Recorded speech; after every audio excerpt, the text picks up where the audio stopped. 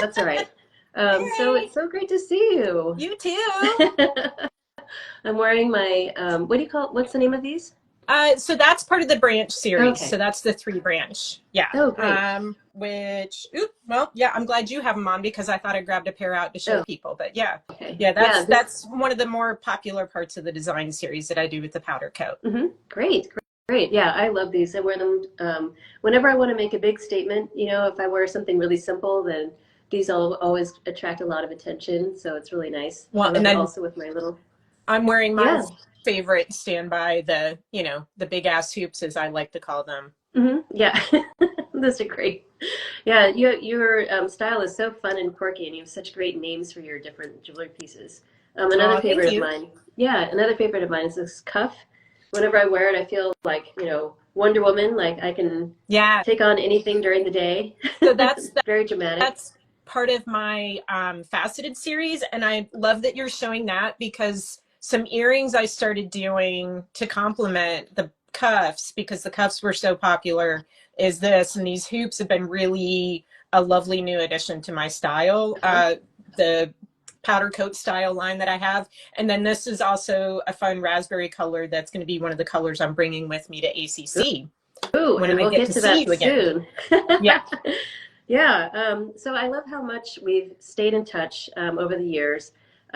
Sarah's definitely invited me out to North Carolina, where I've done some different shows out there, which has been really fun. And she has a really lovely family. Her sister Kathy helps out sometimes too, so that's really cool. House of Wonder. Yep, and Kathy's house is full of art. They've just been supporting the arts so much throughout the decades, so I love that too. Yeah, me too. So yeah, tell us about what life is like in Raleigh and the artist community there and everything. Well, there's actually a really strong metalsmith community here, which is what I consider myself. Jewelry is the most recognized form of what I do, but I also make sculptural pieces too. I know you're aware that I do like lighting and some shelving too, but I also make hardware for furniture, and I've even started making some small scale furniture myself. But the school where I have my degree from is not, it's only a few hours away from Raleigh. So Hmm. quite a few people in that program have actually moved and transferred up here after school as well too. So there's actually a really strong metals community here, which is really nice That's to really. have that kind of support and resource. And we all have our own style and taste that we do. Hmm. So it's even been a great catalog to have then because I do custom work and a lot of us do. And so if it's not something we do, then we can farm out to somebody else, or I've gotten work from other friends when it wasn't something in their wheelhouse. So that's been Okay. really, Yeah, really wonderful to have that kind of a community here. that's awesome. So would you say it's between like, how many artists would you say about? I mean, there's the College of Design at NC State Hmm. University is also here. So there's a really great arts community here.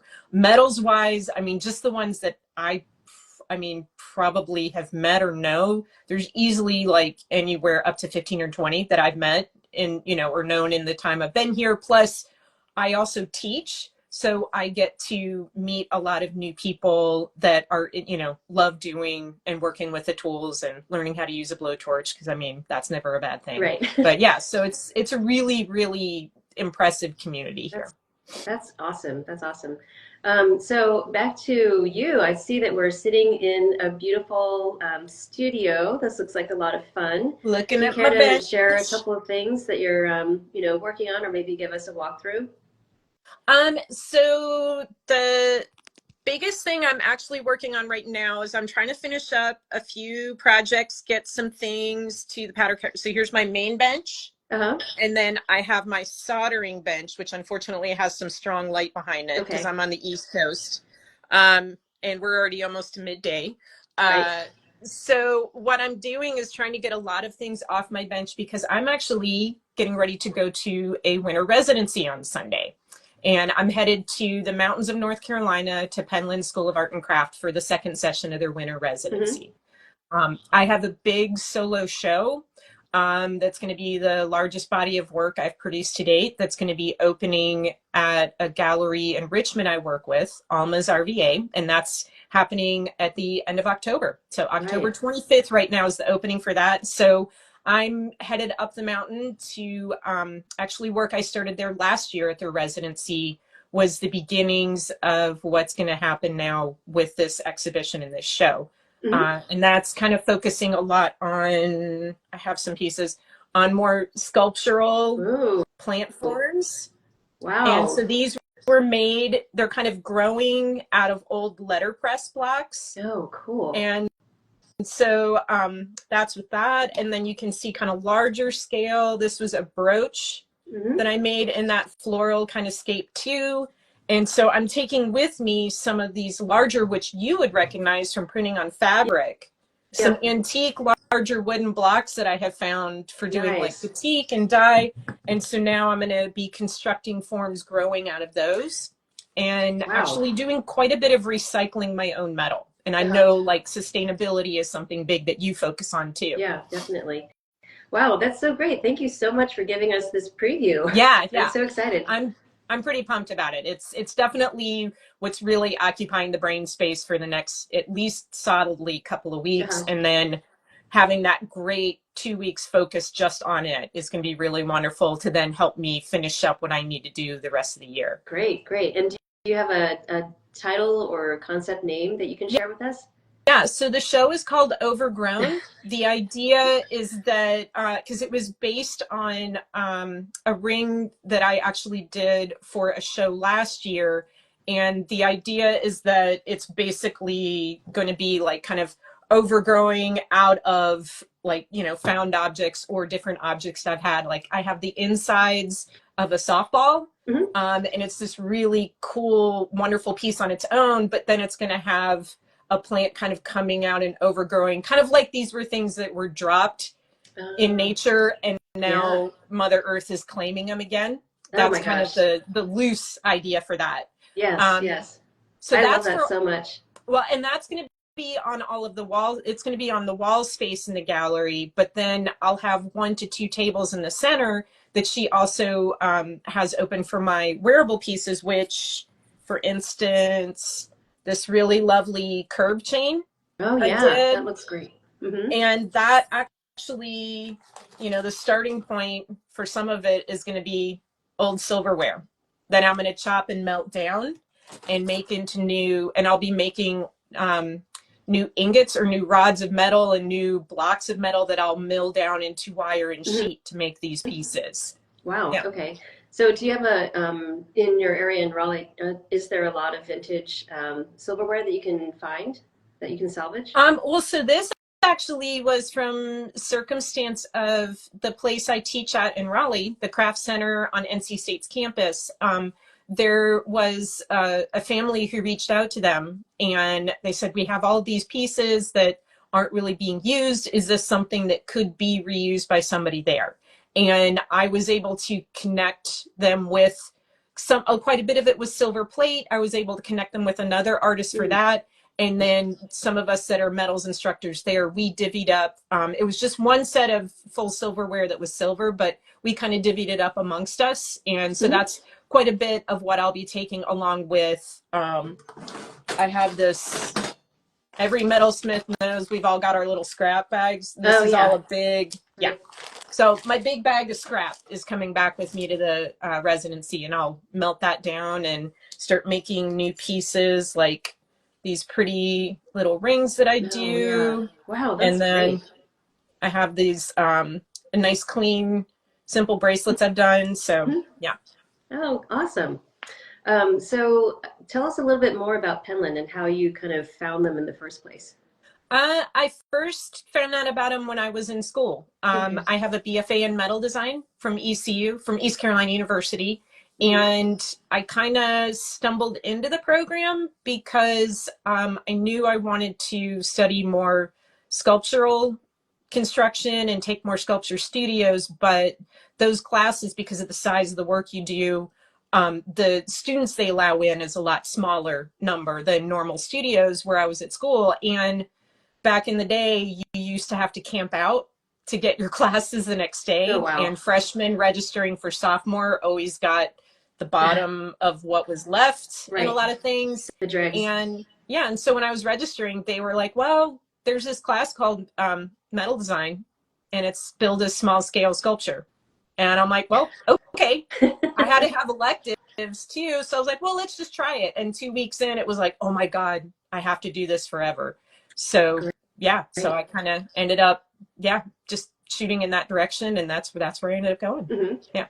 Cool. So what would you, for people who are artists who haven't heard of Penland, how would you describe, how would you encourage them to apply? Like, what is Penland looking for in an Well, artist? I was lucky because I found out about it in school in my program there. And so a lot of people, back then there wasn't internet. We didn't have cell phones, and it really relied on word of mouth. And so, it's had a phenomenal reputation for a very long time. And so, word of mouth was definitely easy, but definitely with the advent of social media and everything and being able to really bring people in and show them what the studios are like and what you can do. That's a lot of people have found out about the program that way. I started taking classes when I was 20. So I've been going there on and off for over 30 years. Wow. And they have really wonderful scholarship programs. So, if budget is tight, they definitely still want you there. They want people to come in and learn, and it's all, a wide range of people who come in nationally and internationally too.